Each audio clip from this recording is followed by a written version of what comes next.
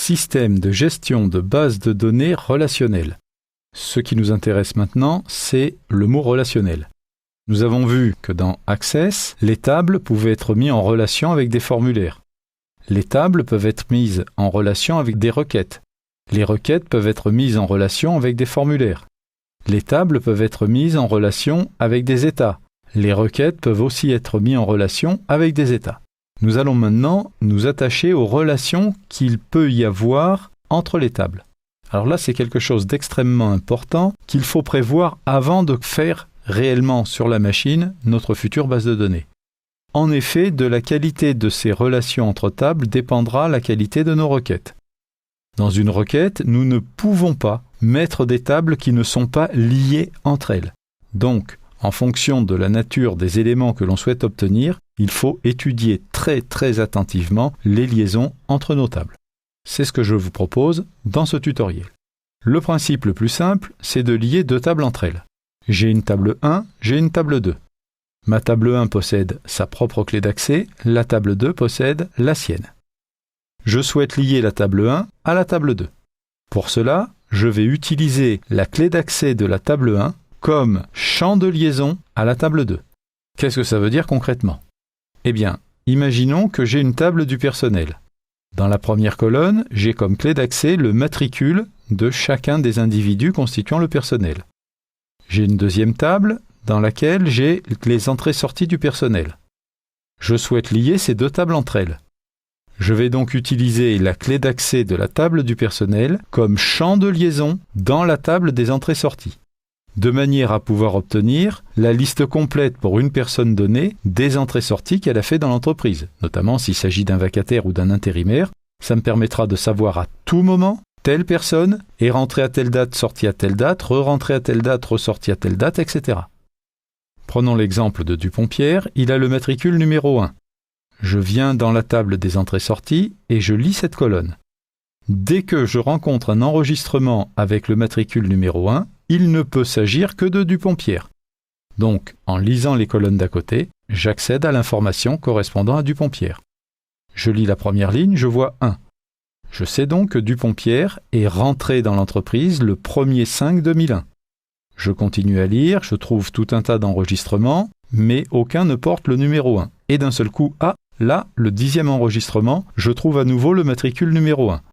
Je lis horizontalement et je peux déterminer que Dupont-Pierre est sorti de l'entreprise le 18-5-2009. Ceci est le cas le plus simple, lorsque je peux connecter deux tables directement entre elles. Mais il est des cas où c'est totalement impossible. Alors pourquoi ? Restons sur cet exemple. Si Dupont-Pierre ne rentrait qu'une seule fois et ne sortait qu'une seule fois de l'entreprise, je n'aurais pas besoin de faire une deuxième table. Je n'aurais fait qu'une seule et unique table avec un champ date d'entrée et un champ date de sortie. J'ai été obligé de faire une deuxième table parce que certains salariés peuvent rentrer et sortir plusieurs fois et ce nombre d'entrées et sorties est sans limite. Je ne peux pas en préjuger à l'avance. Donc, j'ai été obligé de créer une autre table parce que je ne peux pas créer à la volée des champs dans une table par la suite. Je peux créer par contre à la volée des enregistrements. C'est pour ça que j'ai adopté cette organisation. Mais lorsque je veux faire une liaison par exemple entre une table fournisseur et une table produit, un fournisseur peut me livrer un nombre infini de produits. Mais tous mes fournisseurs ne vont pas me livrer le même nombre de produits. J'ai un fournisseur qui est capable de me livrer 5 produits, un autre qui va être capable de m'en livrer 2, un suivant qui va m'en livrer 6, etc. Donc, je ne sais pas à l'avance le nombre de produits qu'un fournisseur est susceptible de me livrer. Donc, je ne peux pas faire une liaison directe comme ça, puisque d'un côté, j'ai ma fiche produit, de l'autre côté, j'ai ma fiche fournisseur. Je ne peux pas les lier l'un à l'autre.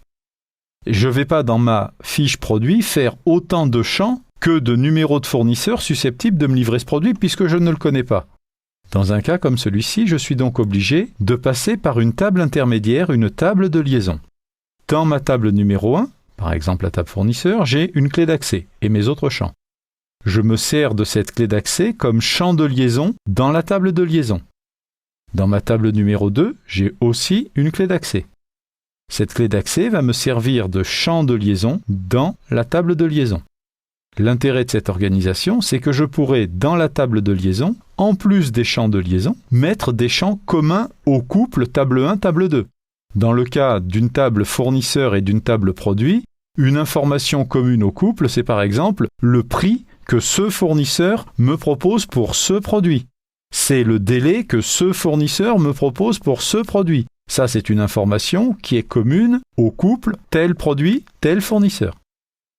Alors, voilà un exemple pratique. J'ai ici donc mes fournisseurs.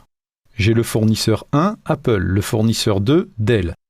Dans cette table, j'ai comme clé d'accès 1, 2, 3, 4, le numéro de fournisseur, et j'ai d'autres champs décrivant mon fournisseur.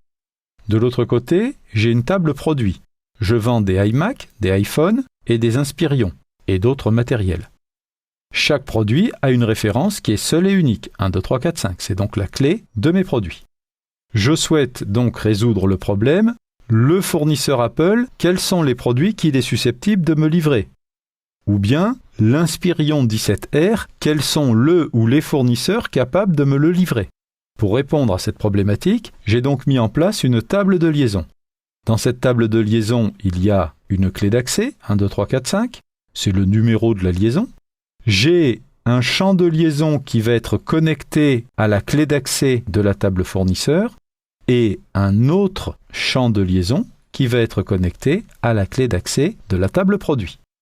Si quelqu'un me dit « Dis-moi quels sont les produits qu'Apple est capable de nous livrer », je prends le numéro de matricule d'Apple, je viens dans ma table de liaison et je lis. Partout où je trouve 1, je trouve en regard de ce 1 la référence du produit que ce fournisseur est capable de me livrer. 1, 1.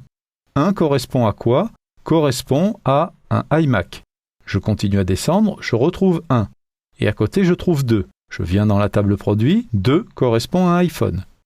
iMac et iPhone sont bien des produits livrés par Apple. Prenons le problème en sens inverse. Je voudrais savoir qui me livre l'Inspirion 17R. Je trouve que la référence de mon produit, c'est le 3. Je viens dans ma table de liaison et je parcours tous les